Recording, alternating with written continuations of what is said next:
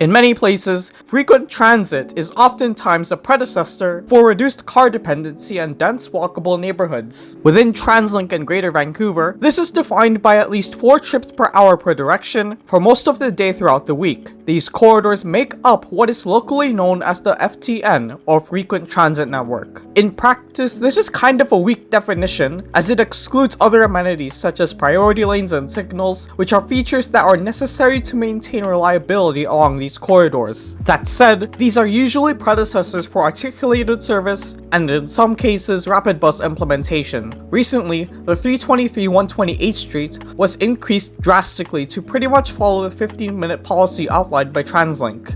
In this video, we will explore 3 choices for entirely new FTN corridors within the Surrey-Langley area.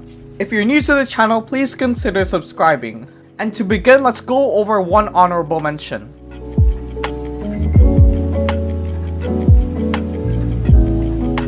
An honorable mention goes to 160 Street. This corridor connects Fleetwood Centre and the junction to Highway 1. There's only one bus along this corridor, which is the 335 circulator route connecting SkyTrain, Guildford, Fleetwood, and Newton Exchange, as well as having the most school special trip variations on any TransLink route. The frequency drops off to 4 trips an hour and 2 or 3 during late and early hours, as well as for much of the weekend excluding Saturday afternoons. The reason we're holding off is that despite Fleetwood becoming a large hub due to the Surrey-Langley SkyTrain, there isn't much else along the corridor aside from single-family units and the aforementioned post-secondary schools.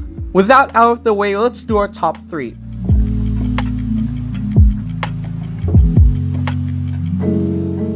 Like 160 Street, the 108 Avenue corridor is served by the 335 route. This corridor is pretty much the backup to 104 Avenue. It is anchored by Guildford in the east and the Expo line to the west. Now unfortunately, it's a bit harder to quantify the 335 route since by experience, the load fluctuates too much in different areas. It's busy along 72 Avenue and along 108, so there's too many of these different areas of demand. There is no ridership graph for the 335, but most riders know that a full bus becomes a seated bus south of Guildford. In fact, the route's 2013 extension from Fleetwood to Newton Exchange introduced an entirely new ridership pattern. And in reality, 108 Avenue only has a slight edge over 160 Street. I feel like its case is more for providing the alternative to the busier 104 Avenue. There is some progress being made in the Gateway area, and the area around King George at 108 is also a smaller hub, albeit one that does not receive as much service as it should. There's also another retail hub located at around 148th Street.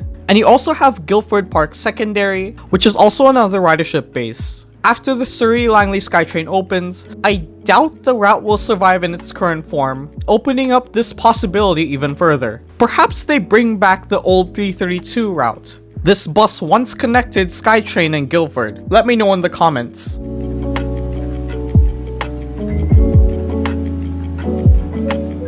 .200 Street is currently served by the 501 route connecting Surrey Central, Guildford, Carvolth Exchange, and Langley Centre. In 2022, the route scored 4,900 average daily boardings, which is in the same ballpark of the 320 in the same time frame. The moving of the 595 to serve 208 Street in 2016 was actually a big blow to service variations on 200 Street, as well as the deletion of the old 590 Langley South in the same timetable revision. As far as developments, one of the big ones is Carvolth and the north-south corridor in general between the town centre and Walnut Grove. Much of that is still proposed, but there are already improvements looking south of Carvolth Exchange. Now this is significant considering the Port Kells industrial area is immediately to the west, which has a lot of jobs. Like the 335, it's a bit hard to describe ridership on the different sections of the current 501, but a split at Carvolth Exchange seems the most logical in order to pull this off. Besides, the regional government seems quite ambitious that this will happen.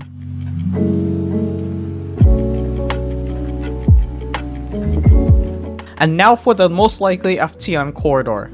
152 Street is the strongest candidate to be the next frequent transit network corridor in the Surrey-Langley area. Currently, the corridor is served by 3 bus routes: the 320 Circulator, the 375 Run, and the 345 weekday service to King George. The strongest argument for its case is the amount of major hubs along the way. Between Guildford and White Rock, there's Fleetwood, Sullivan Heights, and South Point. Not to mention, there's been an uptick in townhomes and retail in the South Point area. As it stands now, the likelihood for the 345 and 320 in the current forms to survive the reorganization of the Surrey-Langley SkyTrain are slim to none. Now, I think what's interesting is that the 345 runs up to 5 trips per hour during the AM and PM rush. With those gone, it seems like the 375 will be the main bus serving the 152 Street corridor.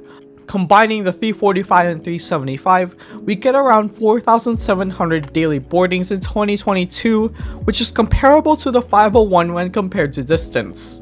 In fact, across the same criteria on Saturdays, this is about the same boardings as the 160 and 701 separately within 2022. Both of those routes are already on the FTN and are better matches as far as distance. So whether in terms of statistics or development, it's only a matter of time until 152 Street sees itself on the FTN.